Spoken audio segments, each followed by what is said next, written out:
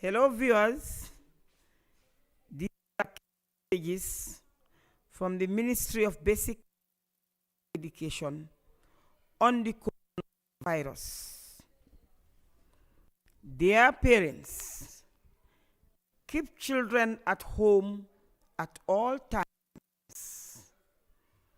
Avoid sending children to shops and markets. Do not engage children in petty trading on the streets and garages. Allow children to play within the confines of the home. Limit visitors into your homes.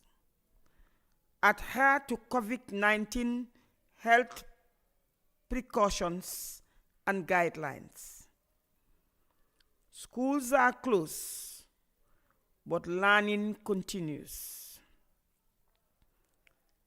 Dear teachers, you are encouraged to desist from all forms of group activities involving students. All school premises should remain closed and not to be used for any other purpose. Thank you.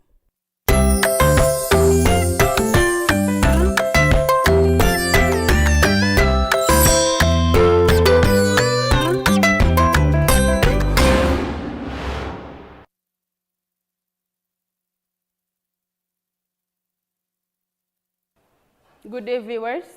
Welcome back to my physics class. Today's topic will be focused on alternating current, and these are the basic topics we'll be dealing with. We will first of all talk about the definition of basic terms, Phasor diagrams or phase diagrams of AC circuits, and the components that are normally focused in building an alternating current circuit. And we'll also talk about the different types of AC circuits. First of all, I would like to give the definition of an alternating current, but I believe you all have been reading and you know what an alternating current is. It simply refers to the voltage or current that changes polarity or direction periodically.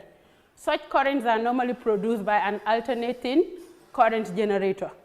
And the decrease or the change in the direction is due to the changes that happens after each cycle or after half a cycle.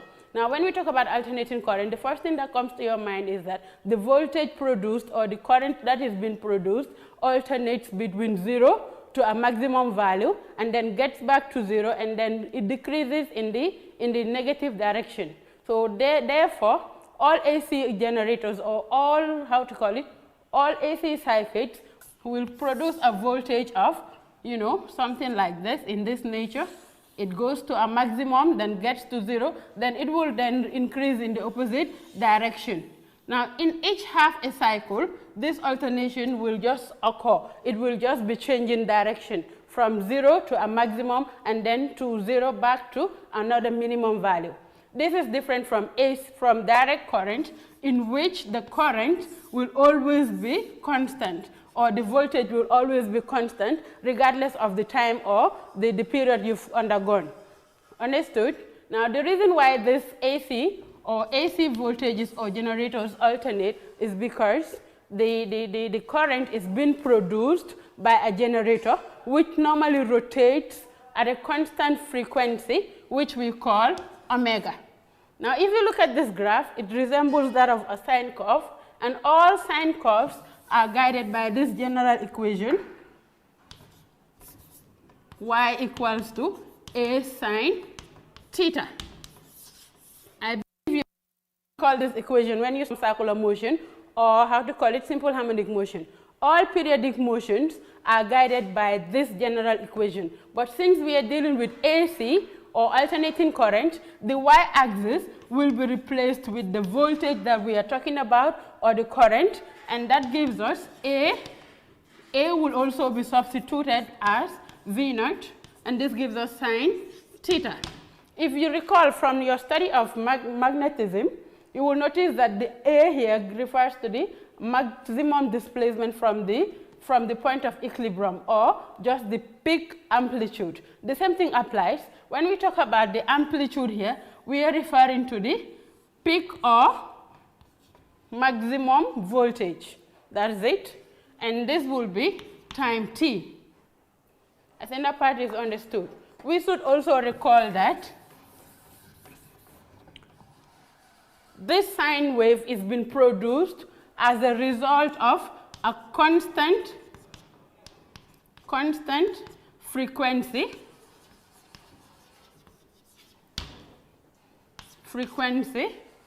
when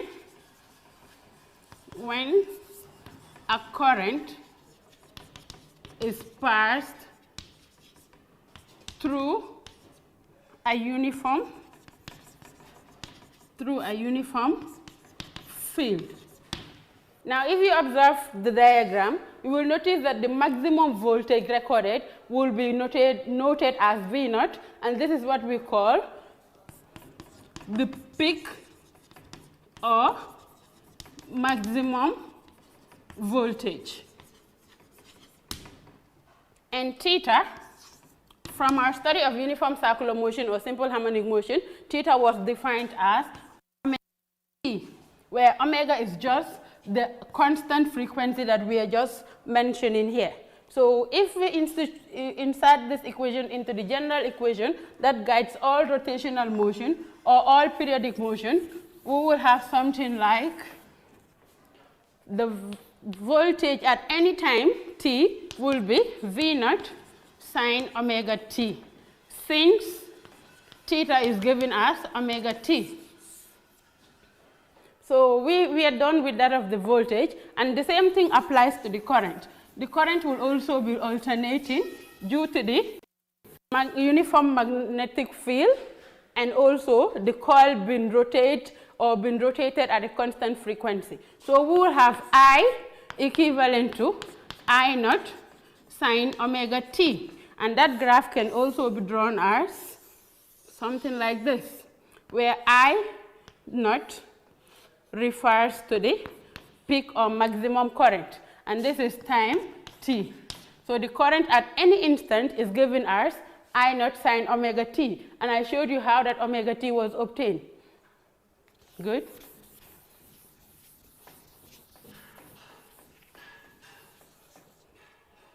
We move on to something else.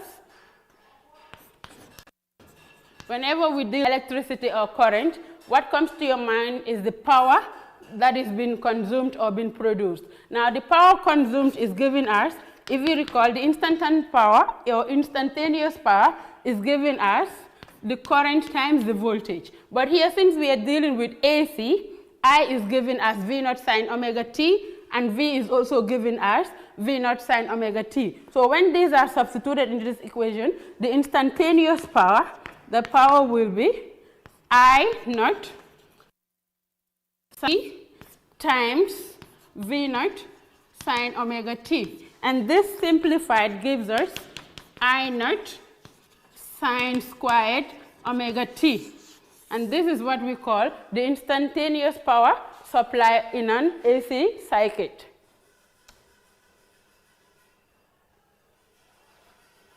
Good. Now, to obtain the effective current, we refer to it as the IRMS values, and the IRMS values are two. Whenever we deal with AC, there are two things that always keeps repeating. When we call current, voltage must also be mentioned. So when I say RMS values, the first thing we're dealing with will be the VRMS value. And the VRMS value talks about the effective or the total voltage. It is the effective or total voltage in an AC circuit. Good. And when we talk about the RMS values or the effective current and voltage values, there are points that you're supposed to note. And here, the first point we will note is that the average of the peak voltage will always be 0. The average of the peak voltage will always be 0 at any time t. But then the other point is that the average of the peak voltage all squared at any given time will be equivalent to the effective current, which we call not the effective, the effective voltage, which we call Vrms all squared. I think you've read this once in your lifetime. So we're going to turn to all of our variation will be based on this point. Is that those of you that are doing how to call it core maths, you should know how to go on with this. We can simplify this part to make Vrms the subject, and that gives us Vrms is equivalent to the root of V squared all over 2. And this part can also be simplified because the root of V naught squared will always be V naught. All over the root of 2 will be root of 2. So Vrms will be equivalent to V naught all over the root of 2. But then we know V naught to be the peak voltage, but then R root 2 is just a constant. So we can simplify this one further by rationalizing the denominator, and when we do that, it becomes Vrms, that is the effective voltage, will be equivalent to V naught the root of 2 all over root 2 times root 2. And that whole thing gives us Vrms is equivalent to V naught root 2 all over root 2 times root 2 gives us what? 2. Therefore, the Vrms or the effective voltage in an AC circuit will be given as V naught all over V naught root 2 all over 2 and root 2 divided by root 2. Root 2 divided by 2 gives us 0.7071. Not forgetting that V naught. So if you are required to calculate the effective voltage in an AC circuit, it will always be 0.7071 times V naught, where V naught is the maximum voltage. Have I communicated? Measured in volts, and Vrms is also measured in volts. I hope this part is understood. Let us move on to the IRMS value. The same definition, nothing changes. When we talk about IRMS, we simply refer to the effective current stored in an AC circuit. IRMS refers to the effective current in an AC circuit. It is also measured in amperes because that is the SI unit of current. Is that understood? Good. Then we note these following points. The first point is that the average, when we talk about average, you know what it means? The average of the peak current at any time t is given as 0. That's the first thing you need. And the second point tells us that the average of the peak current all squared at any given time will be equivalent to IRMS all squared. Now to obtain the IRMS value, we can simplify this. We just perform some operation on it, and that gives us IRMS is equivalent to, we take the root of both sides, and this will be the root of I naught squared all over 2. So IRMS will obviously be, the root of I naught squared will be I naught because the root will cancel 2. Root of 2 is the same as root 2.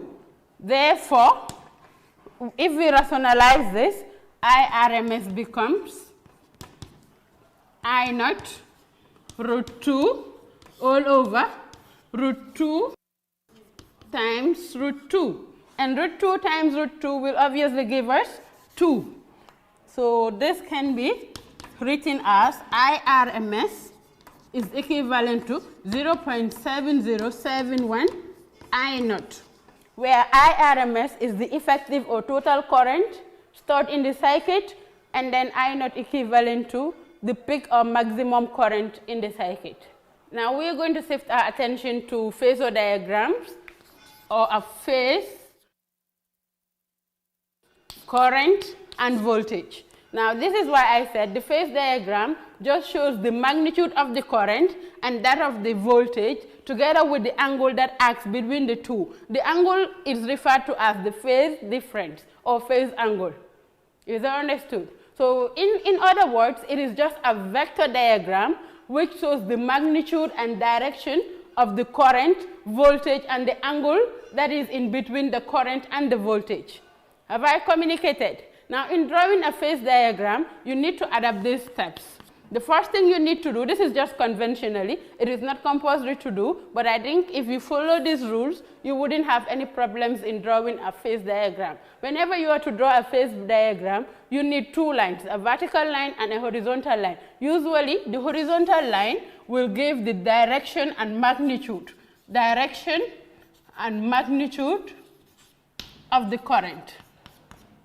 And the second line will be vertical. And this line can be vertically up or vertically down. Then the arrow should show the direction, to show the direction whether it is vertically up or vertically down. When we use a vertical line with an arrowhead that points upwards, it means the voltage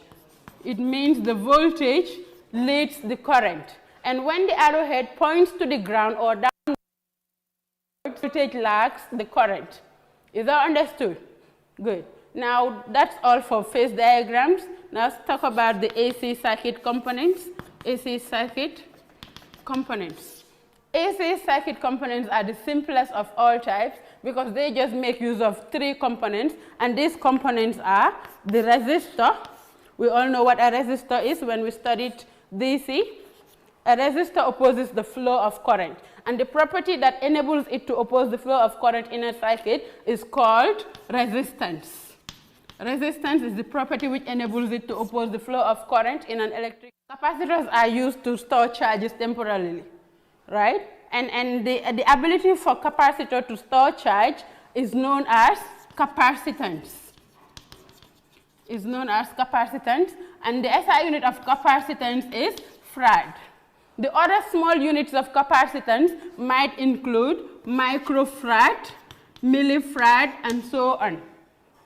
And the third component is usually a coil of wire, which we refer to as an inductor L. The inductor opposes the flow of current, or it changes the direction of flow of current. Is that understood? And the ability of an inductor to do that is known as inductance, and the SI unit of inductance is Henry, capital H. So these are the three circuit components we have, and usually to build a circuit component or a circuit component here, or a circuit diagram, we will just need one or two or all three combined. Now the first one we are going to study is dealing with the components individually. The first type of AC circuit we have is the pure resistance circuit. And when I say a pure resistance circuit, it means there is only resistance present. There is only resistance present in this circuit, and all other components are absent. They are missing. And that is how the circuit will be. Since it is a pure resistance or pure resistor circuit, the circuit is made up of a resistor. Since it is alternating, we should show the direction of voltage, showing that this is an alternating current. And if you recall what I said earlier on, the alternating current will always occur when frequency is constant. So whenever you deal with alternating current or alternating circuit, you should notice that the voltage will always go together with the frequency at which the inductor or all these components will rotate. Is that understood? So this is V, that's R. Let us see what happens in this component. This will be V sub R. And this is the magnitude of current, or the direction in which current flows. If you observe, there is the total or effective voltage is stored here, and it is denoted as V, but then VR is just the voltage across the resistor. In a pure capacitance, not capacitance, in a pure resistance circuit, like I said, only resistor is present. Only resistor is present. That's the first thing you note. The second thing you note is that the current and the voltage rise and fall together. I and V will rise and fall together. Will rise and fall together. And this simply tells us that there is no angle or no phase angle in between the two. There is no phase angle since the current and voltage rise and fall together. Is that understood? And the opposition to the flow of current is called the opposition to the flow of current is the resistor. It is only the resistor that opposes the flow of current in this circuit. And then we have to formulate an equation that guides this particular circuit. The equation will be, equation of electricity is always, guided by Ohm's law of electricity, which states that P is directly proportional to current, provided the temperature is constant. But like I said, V is just the only, R is the only component acting, and it varies directly as I, and they fall and rise together. So this simply tells us that Vrms in this circuit will be equivalent to I Rms times the total resistance. The only opposition to the flow of current is offered by the resistance, and that is it. We know Vrms to be the effective voltage and Irms to be the effective voltage. Please take note of this equation. Is that understood? That's the first type, and you have to note all these points that I gave you. Now we move on to the second type. That one deals with the pure capacitor.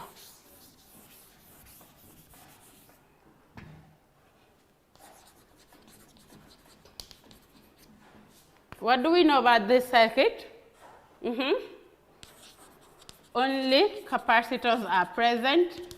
Only capacitors are present. We call the voltage across the capacitor. The voltage across the capacitor will be V sub C. V sub C is the voltage across the capacitor. But then in this case, I and VC are out of phase. I and V are out of phase, and this means there is an angle between the two. There is an angle between them.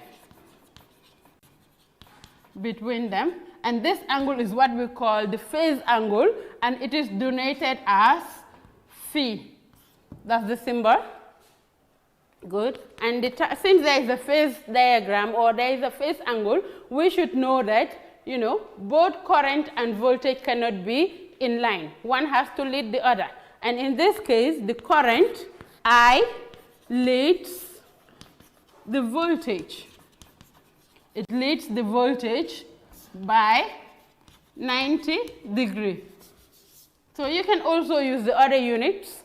It can also be converted to radian and cycle. But if you recall from your study of uniform circular motion, you were told that one cycle will give us 360 degrees, and that is equivalent to 2 pi radians. So if you want to know what other units the voltage leads the current, you can just use this conversion to obtain it.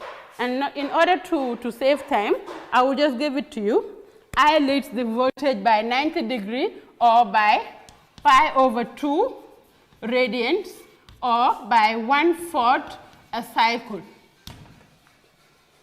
Is that understood? Now we move on to a phasor diagram.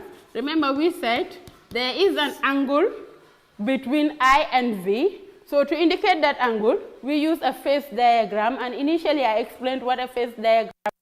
And you are also told that the horizontal line will always represent the direction and magnitude of the current, and the voltage will be represented by a vertical component. And I also said if voltage leads, it should point vertically upwards, but then if it lacks the current, it should point vertically downwards. Now how do we draw this phase diagram? Can you give it a try?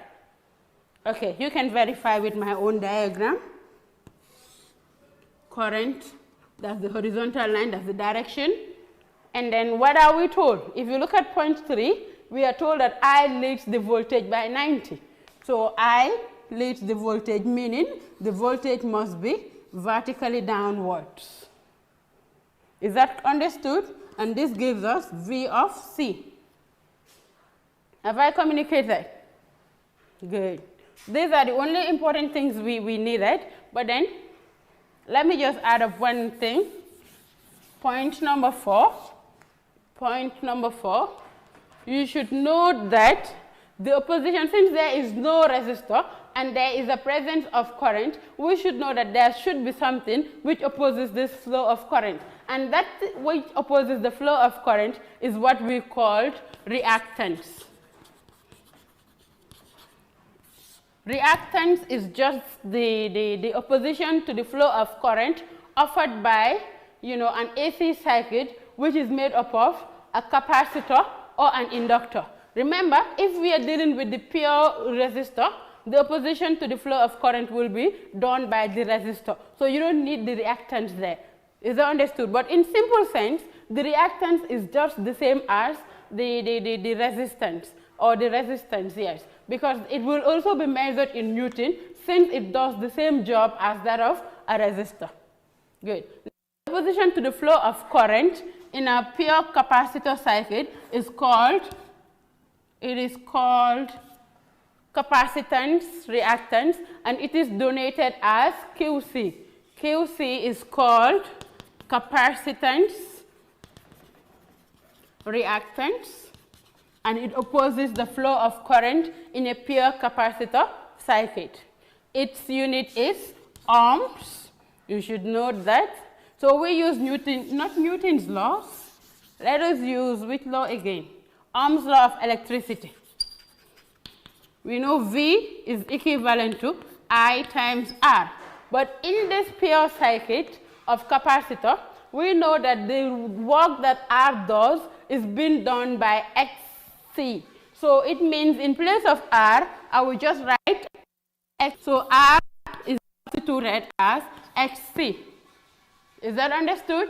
Good. Then the Vrms, which is the effective voltage, will be the effective current times the opposition to the flow of current, which I call XC. Is that understood? Can we make XC the subject from here? Yes, we should be able to. So XC will be equivalent to Vrms all over IRMS. This is one equation, provided that V and R are known, the values of V and R is given, then XC can be found using this equation. If that is not the case, you should also be able to show that XC is equivalent to 1 over omega times C. Omega will always be present, because without omega, alternating current will not be produced, or alternating voltage. Is that understood? But simple harmonic motions and UCM, we note that omega is equivalent to the distance all over the time. But then the distance is just called the 2 pi radian, which is all over T, which is just the period. And you notice that period is also 1 over F. Since period and F and frequency are inverses of each other, so T will be 1 over F, and this gives us the omega will be 2 pi F. So the other equation we can obtain for the reactance or capacitance reactance will be XC equals to 1 over omega C, but then we already formulated an equation for omega, which is 2 pi. Therefore, XC becomes 1 all over 2 pi F times C. If you recall from the first part, I told you that the opposition to the flow of current is being offered by a resistor. But then in this case, we have a pure capacitor circuit. And then the opposition to the flow of current in this circuit is being offered by the capacitive reactance, which is denoted as XC, and it has the same unit as ohms. It has the same unit as resistance because it does the work of a resistor in a pure capacitor circuit. Is that understood? Now, if we use Ohm's law, we will see that V is directly proportional to IR, but then in this case, R is equivalent to XC. Then Vrms will be IRms times XC, and that gives us XC equivalent to Vrms all over IRms. That's the first equation you've observed. But then in a case where all of these variables are not given, we have to formulate another equation for X, the capacitative reactance, which will be 1 all over omega C, and this gives us 1 all over omega C, where omega will be theta over T, and T will be 1 over F. All this substituted will give us omega equivalent to 2 pi F. Therefore, the capacitative reactance of a capacitor will be Xc equivalent to 1 over omega C, which is the same as 1 all over 2 pi Fc. And Xc, we know, is the capacitative inductance reactance. F is the frequency at which the coil rotates, and F is the frequency at which the generator rotates, and C is the capacitance of the capacitor. Yeah. Then we move on to the third type, and that should be a pure inductance circuit.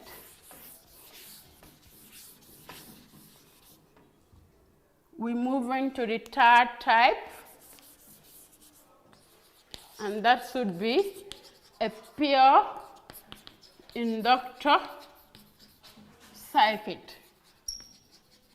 A pure inductor circuit. And as the name suggests, it is only an inductor which is present. We should draw it like, forgive my diagram, okay?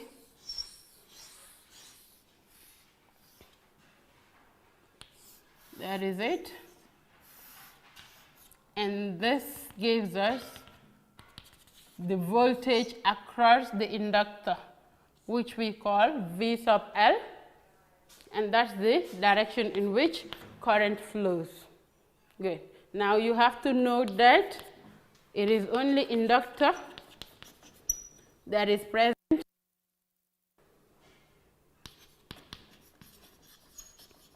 Inductor is present.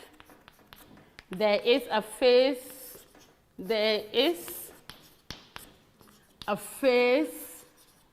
difference between the current and the voltage. Number 3, the current lags the voltage by 90 degrees, which is equivalent to pi over 2 radians and 1/4 a cycle.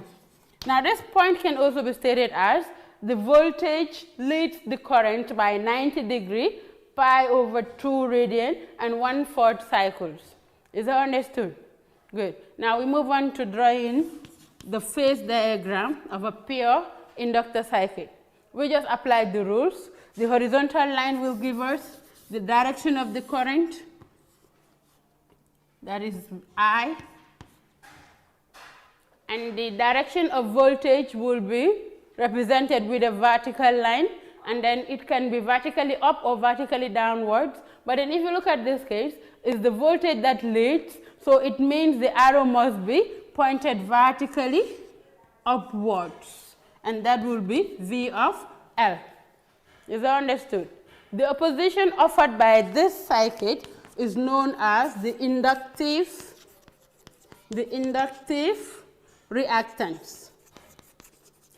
The inductive reactance opposes the flow of current in this particular circuit, and it is denoted as XL. Mathematically, it is given as XL is equivalent to omega times L, where omega is 2 pi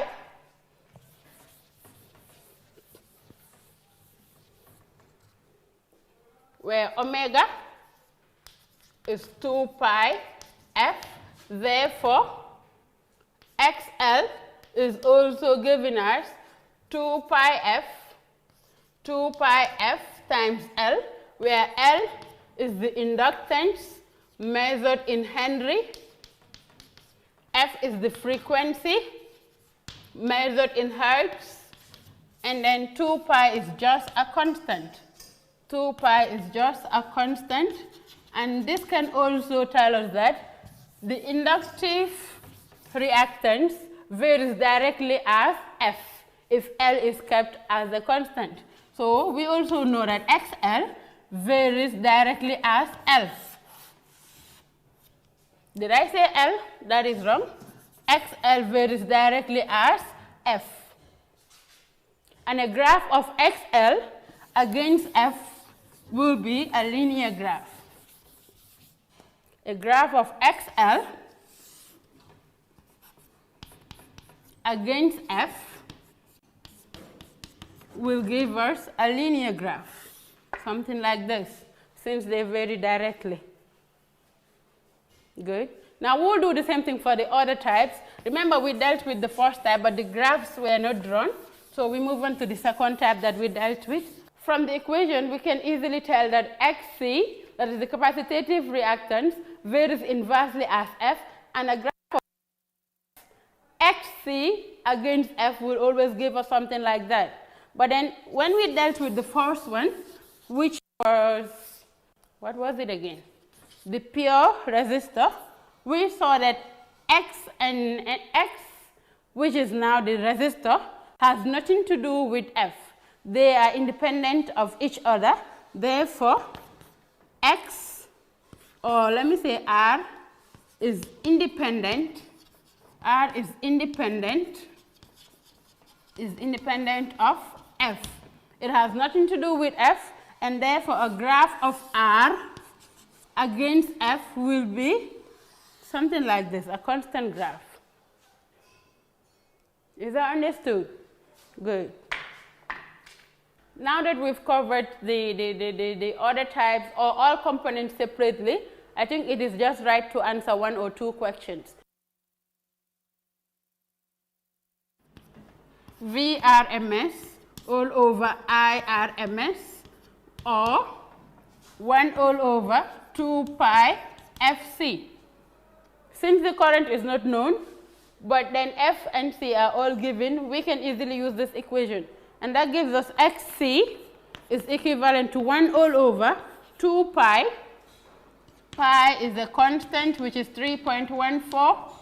2 times 3.14 times the frequency, which is 50, times the capacitance, which is 5 times 10 to the power minus 6.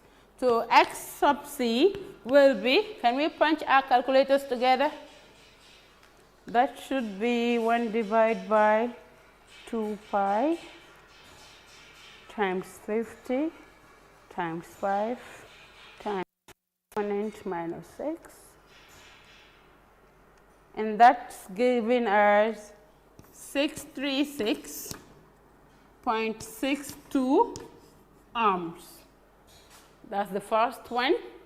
The B part says we calculate the current that flows in the circuit or through the circuit. I is not known, but again we know I, or we know V to be equivalent to I times R. But again R is the same as X sub C.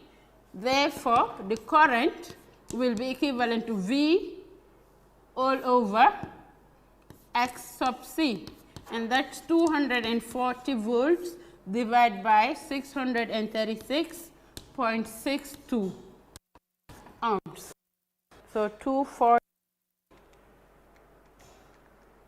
divided by that gives us 0.377 amperes.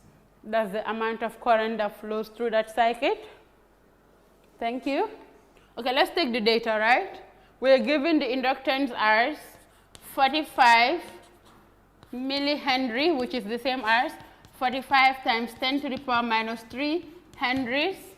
The voltage is given, and that is 120 volts The frequency is 60 hertz and pi is just a constant, which is 3.14. And the first question says we solve for omega. Therefore, Roman figure 1 will be omega equals to 2 pi f. You just recall, it's already given in your notes, and that should be 2 times pi times 60. And the whole thing becomes, let's do that again, 2 times 3.14 times 60. That should be 376.8 radians per second. That's the angular frequency. And the second part requires us to do or to solve for the inductive reactance. That is X of L. That should be omega times L.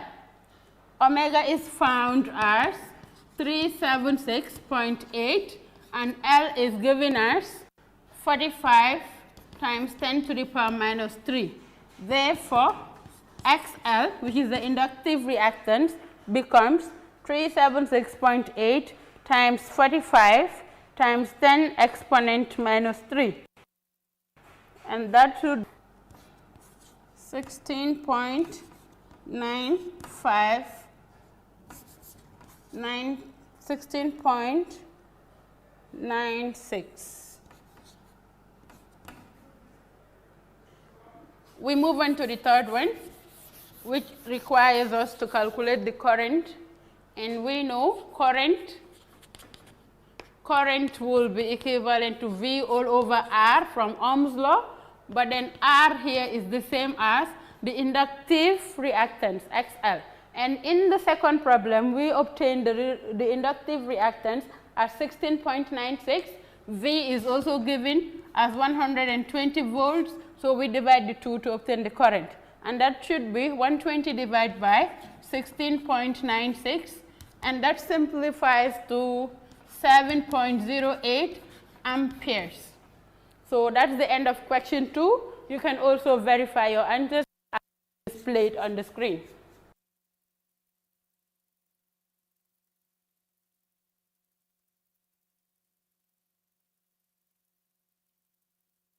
To the end of part 1. See you another time for the continuation.